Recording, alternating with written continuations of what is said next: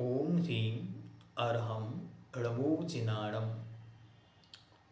दो शब्द बार बार प्रयोग में आते हैं, निमित्त और उपादान। तो सबसे पहले देखें उपादान क्या है। उपादान का मतलब है जो स्वयं कार्य रूप परिणत होता है, जो स्वयं कार्य रूप परिणत होता है उसे उपादान कहते हैं। दूसरा निमित्त। निमित्त किसे कहते हैं? जो उपादान को कार्य रूप परिणत होने में सहायक होता है, हेल्प करता है, वह कहलाता है निमित्त, सहयोगी। अब एग्जाम्पल से आपको जल्दी समझ में आएगा। जैसे मिट्टी स्वयं घड़ा बनती है, तो मिट्टी क्या है? उपादान। मिट्टी घड़े का आकार लेती है, तो मिट्टी क्या है? स्वयं कार्य रूप परिणत होती है, इसलिए मिट्टी है उपादान। और उस मिट्टी को घड़ा बनने में जो चाक है जिस पर उसे घुमाया जाएगा, कुंभकार है, कुंभकार का हाथ है, कुंभकार की लाठी है, धूप है, पानी है और अग्नि है, ये सब उस कुंभकार को, उस मिट्टी को घड़ा बनने में सहयोगी होंगे, इसलिए ये सब कहलाते हैं निमित्त। ऐसे ही हमारी आत्मा स्वयं परमात्मा भगवान बन सकती है और बनेगी, इसलिए हमारी आत्मा स्वयं उपादान है जो कार्य रूप परिणत होगी।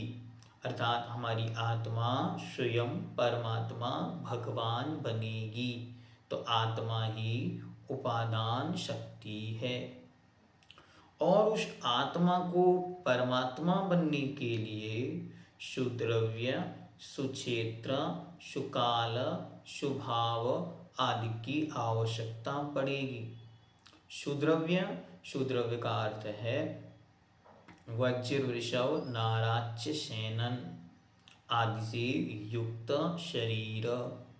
सुद्रव्य। सुक्षेत्र, सुक्षेत्र अर्थात कर्म भूमि हो और वहाँ का चौथा काल हो, तब जाकर वह कार्य करेगा।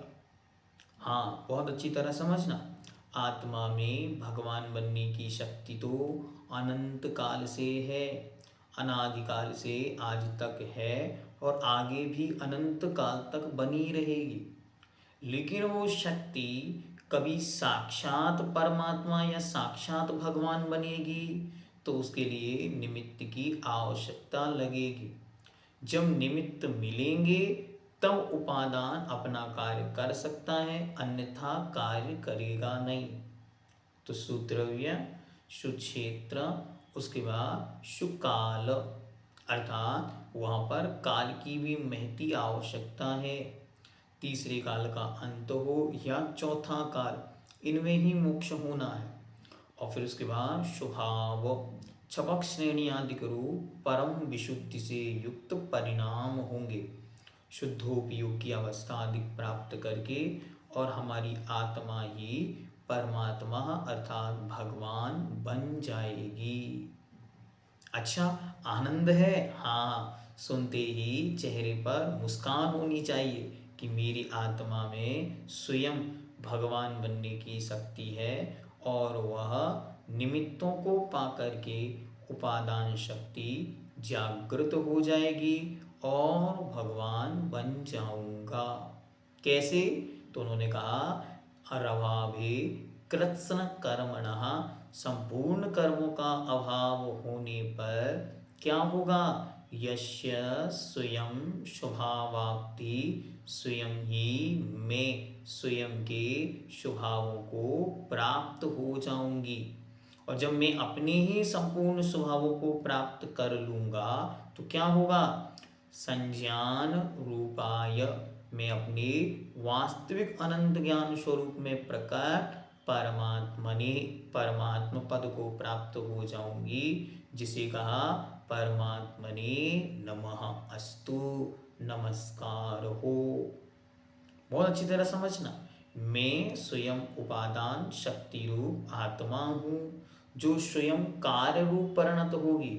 जैसे मिट्टी स्वयं घड़ा बनेगी, लेकिन कभी मिट्टी को इस बात का अभिमान हो जाए, अरे कुंभकार कोई नहीं होता, मैं तो स्वयं घड़ा बनूंगी, तो 3 काल में कभी मिट्टी घड़ा नहीं बन सकती।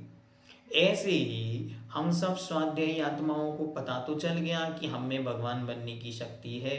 अब हम सब क्या करें? अब कल से क्लास बंद करो, हम सब भगवान हैं। अपने आप को एक अर्घ सुबह चढ़ा लिया और काम हो गया। तो आचार्य कहते नहीं, ऐसे कुछ नहीं होगा। ऐसी शक्ति तो अनंत काल से है और अनंतानंत कालों तक बनी रहेगी, तब भी भगवान नहीं बनोगे। इसलिए भटकना नहीं।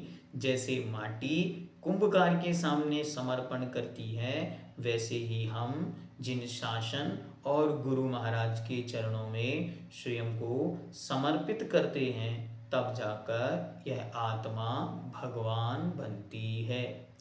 तो जो स्वयं कार्य रूप परिणत होता है वह उपादान है, और जो उसमें सहायक बनता है, हेल्प करता है, उन सब का नाम है निमित्त।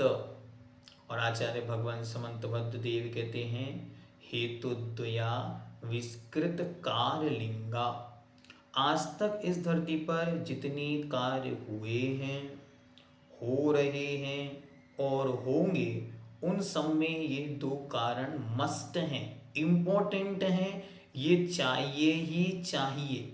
यदि ये नहीं है तो कार्य की सिद्धि नहीं होती। इसीलिए इन दोनों कारणों की आवश्यकता हमेशा हमेशा होगी। आपको बुखार आ रहा है, तुरंत पहचानो कि बाहरी कारण क्या है, अंतरंग कारण क्या। उपादान का पर्यायवाची है अंतरंग कारण और निमित्त का पर्यायवाची है बाहर वाला कारण।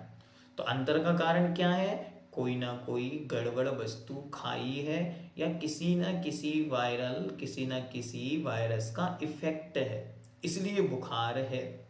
तो अंतरंग कारण ये हुआ। बहिरंग कारण क्या है? बहिरंग कारण है मौसम का पलटना। बहिरंग कारण है बारिश में भीगना। बहिरंग कारण है तेज धूप या लू का लग जाना। तो इन सब निमित्त कारणों के उपस्थित होने पर कार्य की सिद्धि होती है।